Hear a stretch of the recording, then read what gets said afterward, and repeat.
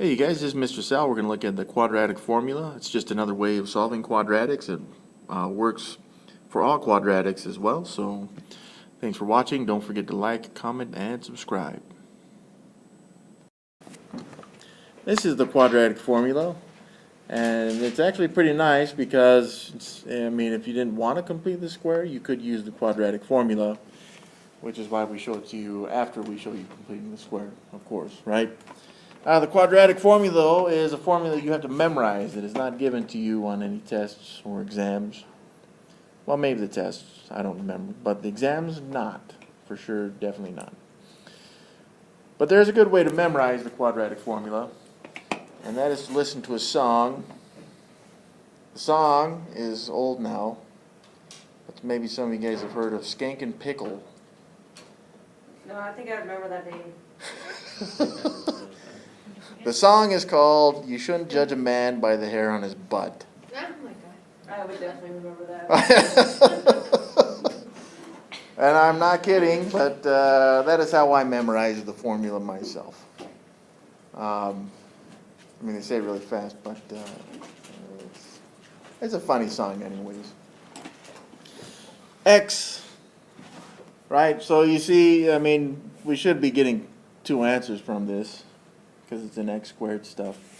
The two answers come because we got a plus and a minus, that square root right there, all right?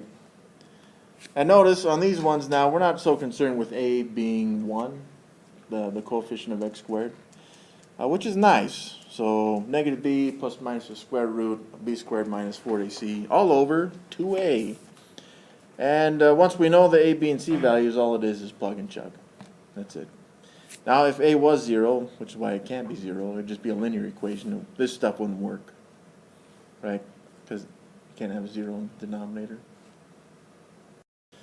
So really, right, because it should be two answers, whether it's real or not, I can take negative b with my square root of b squared minus 4ac all over 2a, and I can copy that. And all I'm going to do is one will be minus, one will be plus, and this gives us the two answers for x. So I'm going to be showing it like this in the examples. Well, I guess we look at something like that. We would probably want to just solve this, without the quadratic formula. But since we are on the quadratic formula, let's use it. So I'm just going to be replacing these values with the values that we have. And notice it is missing a value, and we should know this from synthetic division and division in polynomials. This is really 25x squared plus 0x minus 49. Alright? Well, this allows us to identify the a value, which is the coefficient of x squared, 25. The b value, which in this case is 0. And then the c value, which is this negative 49. Right there. And all I need to do now is to go into both equations and replace the a, b's, and c's. Alright, so I start with my negative b, which is, 0 right now. And then I got b squared in there, so 0 squared. Minus 4ac. So minus my 4. That should have been a's 25. A is 25. And it's 2 times a, so 2 times 25 for both. But that's the square root of b squared minus 4 times a times c, which is negative 49. And that's nice because for both of these expressions, it's going to change that into plus 49. There we go. Alright, so let's simplify this and evaluate them both. Well, if I use my calculator, which I can do, I can take the square root of 4900, which is 70, and this one is going to be negative 70. And both of these are over 50, and we can simplify both of them into 7/5, but also negative 7/5. And those two are my answers for x. All right, so, I mean, this one looks like it's in the quadratic form, but it's not. We need all the terms on one side, and then we need it to equal 0, all right? Which is a big deal. So, for this one, I'm just going to add 6x squared to both sides. I mean, it wouldn't matter if you subtracted 25x and subtracted 25 from both sides. But for me, we're going to add 6x squared to both sides. And now I can identify my a value is 6. My b value is the coefficient of x. And the c value is just the constant 25. Well, now I can just fill in my values, right? And since it starts with b, I'll just start with that. So I got 25. And then this is 25 squared for both of them. Then we can do the a value, which is 6. And then finally the c value, which is just multiplied by the 4 in the a for both of these. That's a 5 right there. All right, let's do this one step at a time then. So that negative 25, there's nothing I can do with that. And then we can look at 25 squared. And then 4 times 6 times 25. And then we got 2 times 6, which is 12. So that starts to simplify it pretty good. And 625 minus 600 is 25. All right, so square root of 25 is 5. Well, that should be. Well, then I got negative 25 plus 5, which is negative 20. And negative 25 minus 5 is negative 30. We can't divide those directly by 12, but we can simplify them. Negative 20 twelfths would simplify into negative 5 thirds. That's a 3. And then negative 30 twelfths would simplify into negative, oh, we can divide by 3, right? 10 fourths, oh, negative 5 halves. So I got one answer in thirds, one in halves, and that's okay.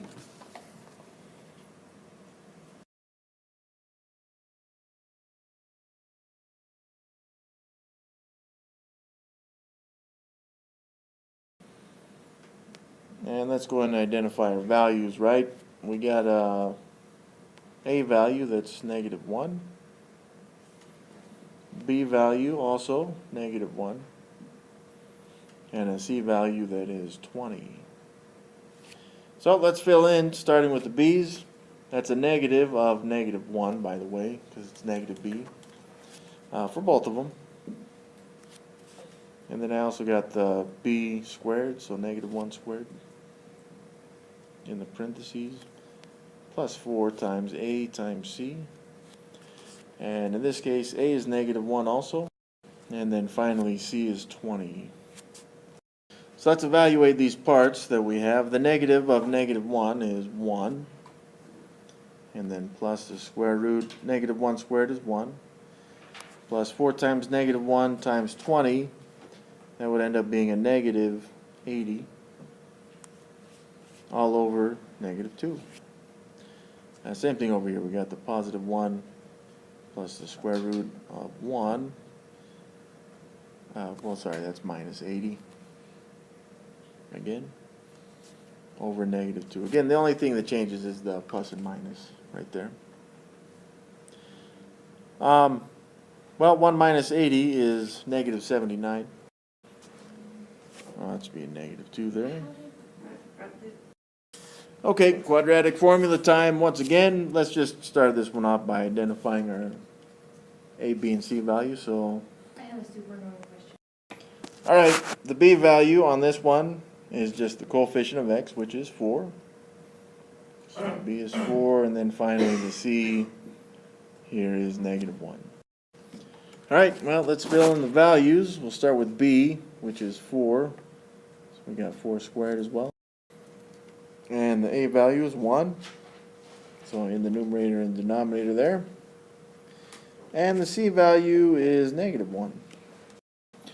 All right, let's go ahead and simplify this. All right, let's continue to simplify that. 16 plus 4 is 20. And 20 can be simplified, right? And the square root of 20 is the same thing as the square root of 4 times 5.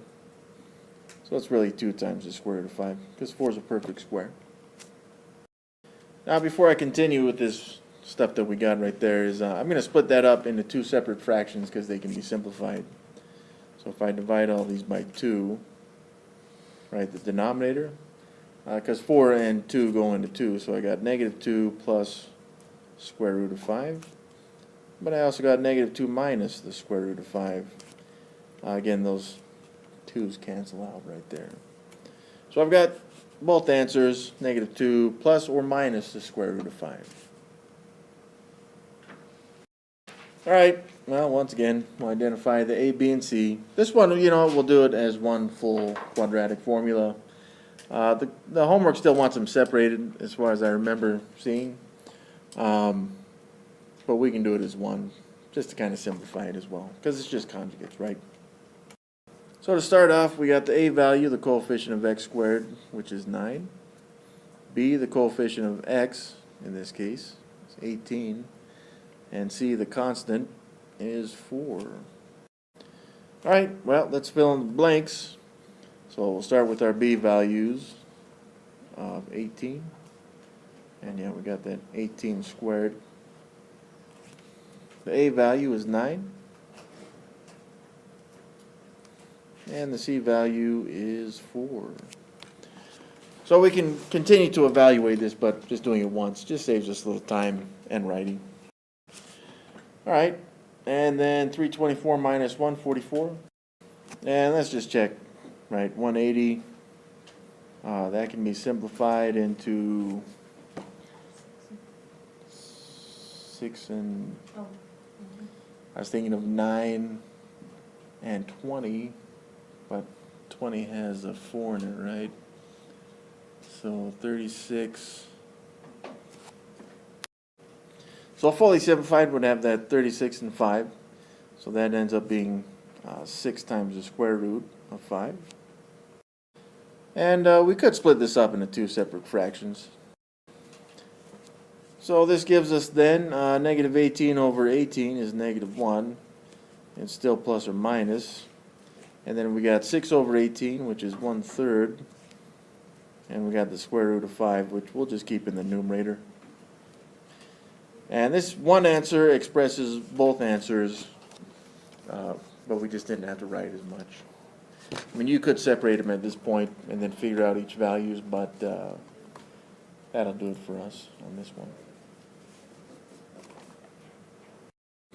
Well, this one isn't quite in quadratic form, so I'm going to subtract 10x squared from both sides.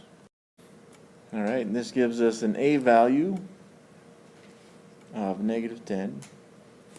B value is 12. And the C value is 16. Pretty nice values. Again, we'll do this as one quadratic. Alright, so once again, starting with B, which is 12. And then we got 12 squared as well. A is negative 10. And then the C value is 16. So let's just simplify some of this stuff. And then 144 plus 640, 784. Oh, 784. I don't know if that's a perfect square or not. Let's see. 28 then. So yeah, this would actually be a good time to separate this. So let's give ourselves 2 of these. There we go. There we go.